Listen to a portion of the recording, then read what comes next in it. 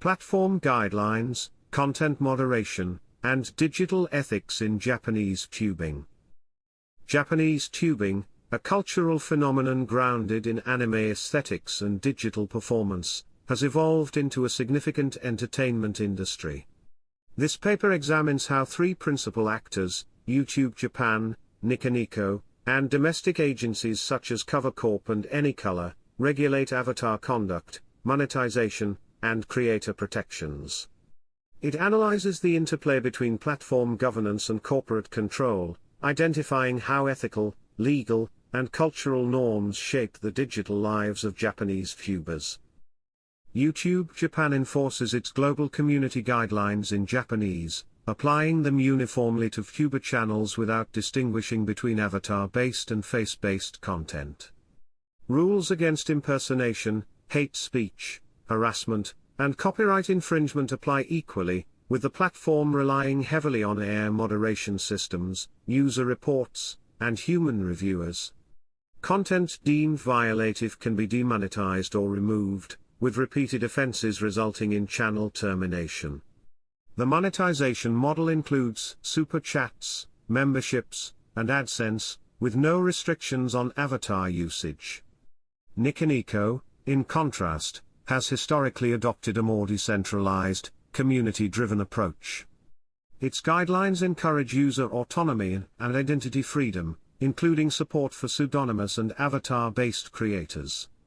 Monetization is enabled through livestream gifts, channel subscriptions, and ad revenue, though enforcement of content standards has traditionally been more reactive. Since 2024, Niconico has updated its policies to comply with global norms by banning extreme content, adding moderation tools for live chats, and automating sweeps for violations.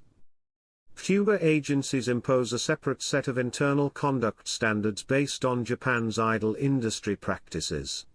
Corp, Hololive, and ANYCOLOR, Nyasanji, draft contracts that strictly regulate behavior, often emphasizing SISO, clean, persona expectations and reserving IP rights for the agency. Hololive enforces restrictions on controversial speech and collaborations, illustrated by suspensions for political insensitivity or leaking confidential data. Nyasanji adopts a comparatively relaxed model, encouraging improvisation and edgy humor, though it maintains strong legal and disciplinary structures. Other agencies such as Prism Project and VSBO vary in their approaches to talent autonomy. Agency-imposed rules often include non-compete clauses, identity concealment, and content boundaries, reinforcing a tightly managed brand image. Monetization structures vary between platforms and agencies but are central to the VTubing economy. On YouTube, revenue is shared between creators and the platform, while agencies take a portion in exchange for promotional and technical support. Niconico employs a point-based incentive system tied to live viewer gifts, which can be converted to cash.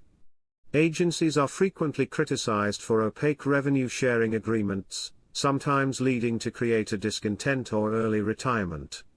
Disputes over avatar IP rights have emerged in cases where creators lost access to their characters post-contract. Corp and ANYCOLOR have both faced scrutiny from regulatory bodies such as Japan's Fair Trade Commission for contract clarity and subcontractor treatment. Digital ethics in VTubing encompass complex questions of identity, consent, audience engagement, and mental health. Practices like Baby Naiku, where male performers voice female avatars, challenge traditional gender norms and raise questions about authenticity in performance. While such practices are generally accepted in Japan, Western audiences may react differently.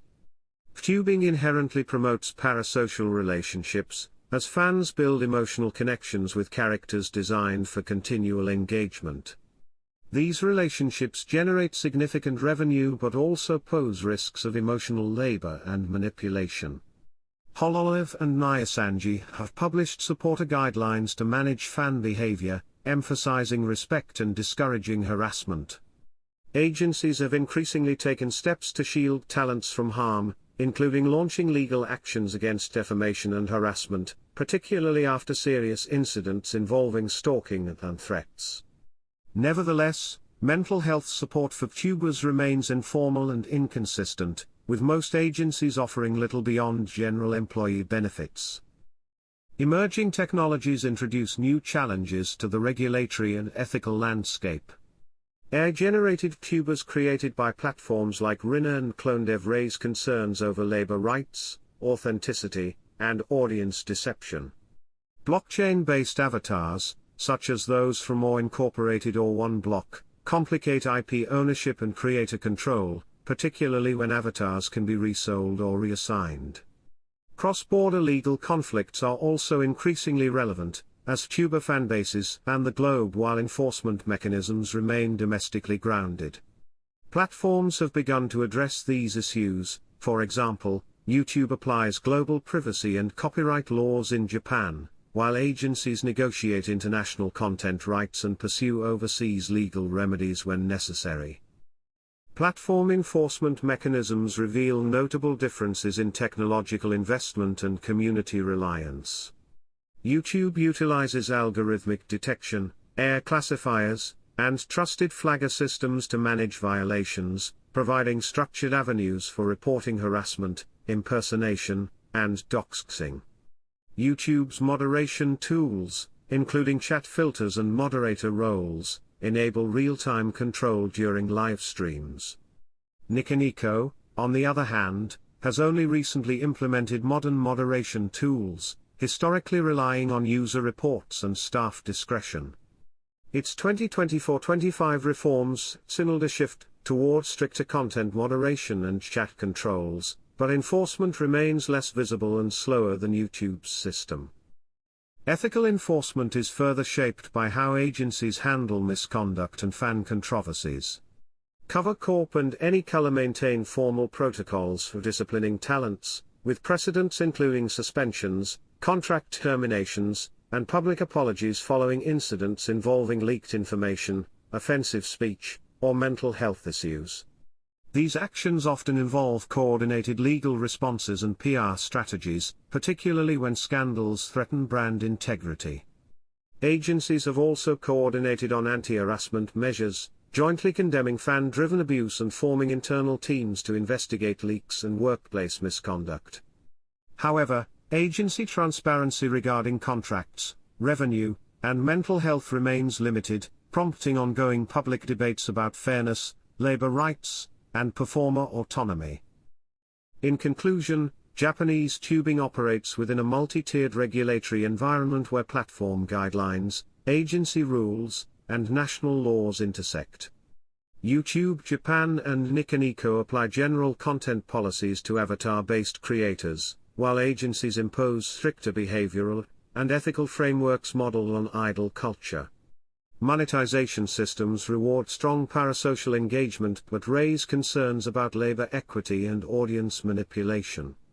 Creator protections are improving through agency intervention and legal action, but structural gaps persist in areas like mental health, contract transparency, and emerging technologies. As VTubing continues to globalize, there is an urgent need for standardized ethical guidelines, improved mental health safeguards, and clearer frameworks for avatar rights and monetization across platforms and borders.